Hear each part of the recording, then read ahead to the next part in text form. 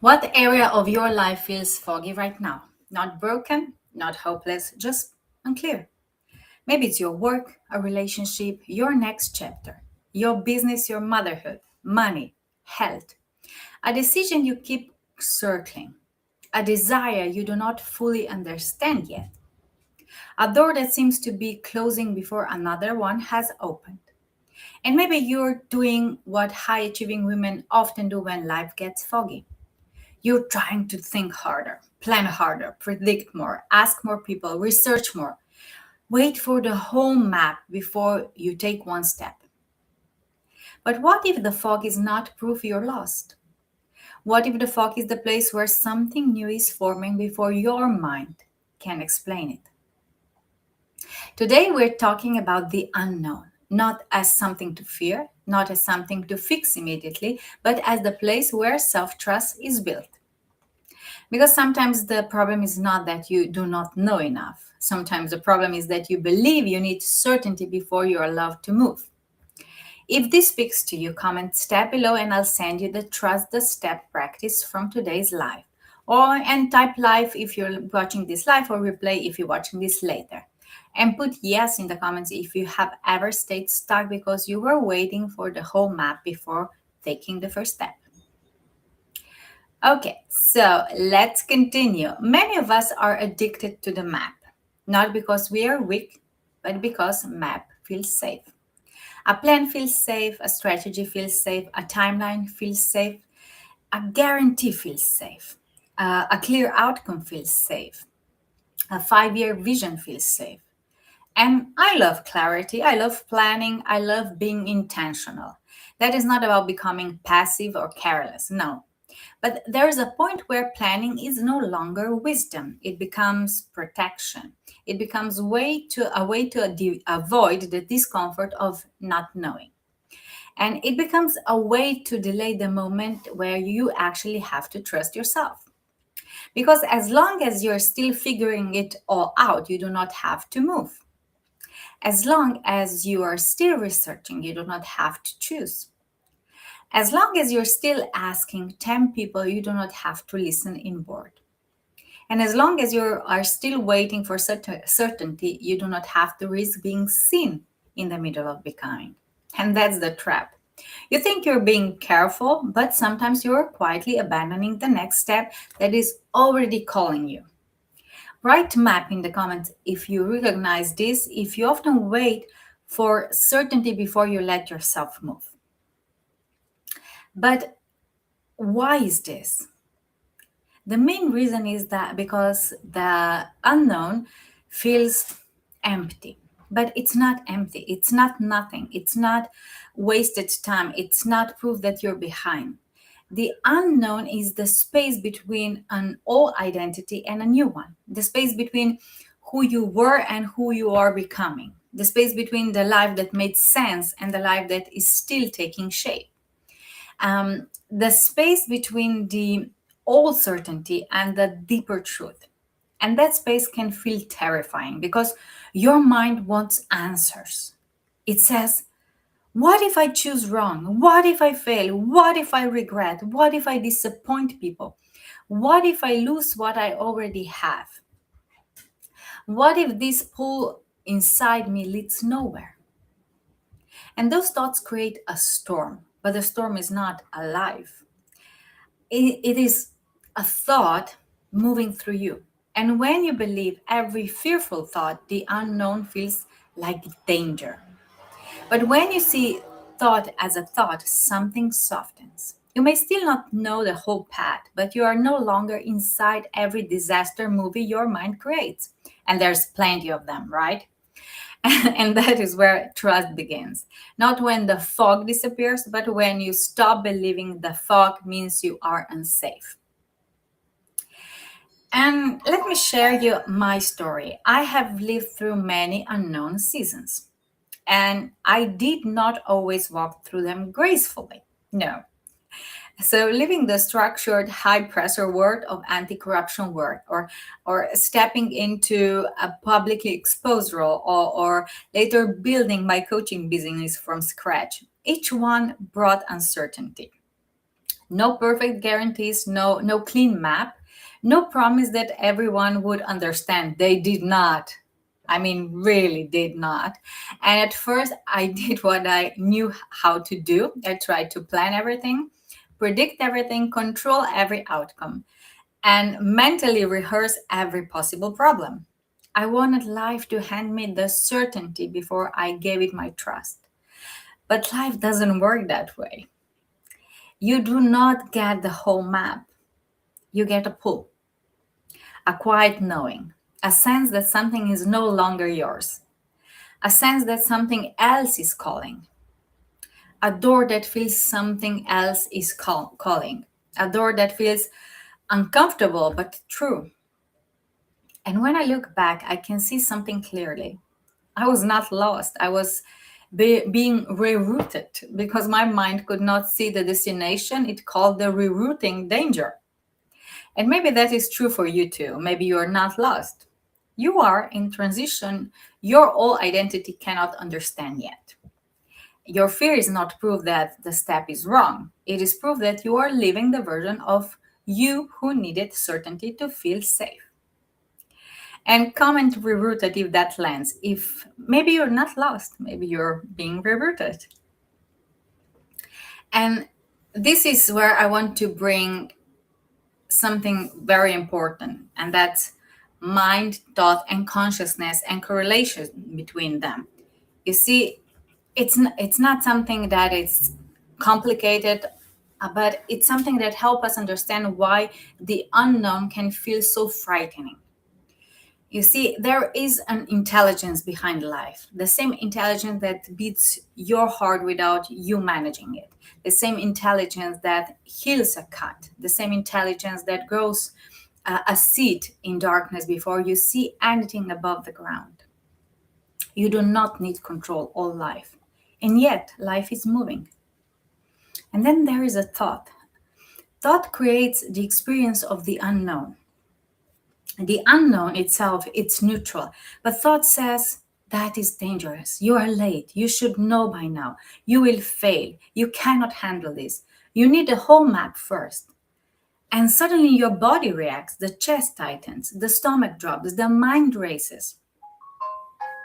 The fog feels like proof that something is wrong. But then consciousness lets you see. Oh, I'm not only experiencing the unknown, I'm experiencing my thinking about the unknown. And that's the crucial point.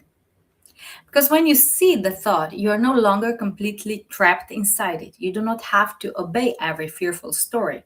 You can pause, breathe, listen, return, and ask, what is the next step I actually know? Not the whole future, just the next step. And let me give you an image. A seed does not begin in full sunlight, it begins in darkness, underground, hidden, quiet, unimpressive. No applause, no visible proof, no instant result. And if you judge the seed too early, you might think nothing was happening, but something is happening. Roots are forming, life is preparing. A new structure is being built in the dark. And that is what we forget about ourselves. We think if we cannot see the outcome, nothing is happening. If we cannot explain the season, it must be wrong. If we cannot name the next chapter, we must be lost. But maybe you are in the soil. Maybe something is rooting. Maybe the part of you that wants a different life is not ready to be visible yet, but it is becoming real underneath the surface. And if you keep digging yourself up to check whether you are growing, you interrupt the process. Trust means letting the seed be in the dark long enough to become what it came here to be. This is not passivity, that is reverence for the process. And the strongest thing I want to say today is this: the biggest risk is not always making the wrong move. The biggest risk is making no move at all because you are waiting to feel completely certain. Of course, we need wisdom. Of course, we need discernment. Of course, we need to be responsible. But there is a kind of waiting that is not wisdom, it's fear. Waiting until everyone understands, waiting until the path is guaranteed, waiting until you are impossible to judge, waiting until there is no risk, waiting until you feel completely ready, waiting until the fog lifts before you take even one step. Self trust is not built by standing still until life gives you guarantees. Self trust is built in motions. You take one honest step, you listen, you adjust, you take another step, you learn, you return to yourself, you notice what feels true, you notice what does not.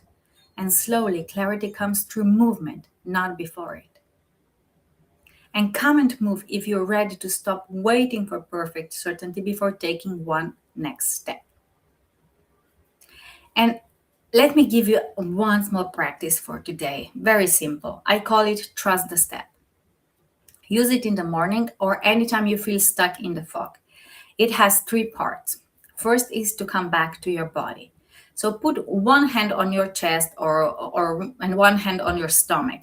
Feel your feet on the ground. Take one slower breath and then say quietly, I do not need to know everything right now. Again, I do not need to know everything right now. And this tells the body we are not solving the whole life in this moment. We're here in this moment, just waiting for the next step. And then ask, what do I already know? Not what do I know forever, not what I know for the next 10 years, I what do I already know today? And it might be just I need rest, or I need to send email. I need to stop asking everyone else. I need to have the conversation. I need to have more information. I need to wait. I need to say no. I need to begin. You see, often we say we know nothing, but that is rarely true. Usually, we do not know everything, but we know something. The next step. And this is the key. Do not demand the whole map. Take just one step, then listen again. Because life often reveals the next part after you move, not before. So the practice is come back to the body, ask what you already know, take one step, then listen again. It's that easy. And this is how you build trust in the unknown. And this is where I want to speak directly. Because if you are in a season of the unknown, transition or change, and you keep trying to figure it all out alone, I want you to know that this is exactly where support can change everything. It did for me, and it did for many people I know or I coach. And it's not because someone else gives you all the answers, no, but because the right support helps you hear yourself more clearly. And inside coming home to yourself coaching, we work with this exact pattern: the fear of uncertainty, the overthinking, the need to control the outcome, the habit of outsourcing clarity, the fear of making the wrong move, the tension between the old life and the new one that is trying to emerge. And we do not work only from the head, we bring it back into the body, into self trust, into emotional safety, into the next honest step. Because you do not need another person to tell you who to be. You need a space where you can finally hear the wisdom that has been trying to guide you. And if this kind of support you know you need and if this is this kind of support that you know you need, message me step, and we can begin the conversation. And let me leave you with this for today. You do not need the whole map. You do not need to know the 10-year plan. You do not need clarity before you are allowed to move. You are allowed to take one step, then listen, and then take another, and then listen again. The unknown is not empty. It's soil. It's not punishment. It's preparation. And you're not lost. Something in you is rooting. And if you want the trust the step practice from today, comment step below and or send me step in the DMs and I'll send it to you. And if you are in a foggy season and you are tired of trying to figure it all alone, this is exactly the work we do inside of Coming Home to Yourself coaching. We help you build self trust, emotional safety, body based clarity, and the courage to take the next honest step without needing the whole map. So, message me the step and we can begin our conversation. And for today, I want you to remember this: you're not lost because you cannot see the whole path. You are just standing where the next version of you is beginning to grow. So thank you for being here today and come home to yourself.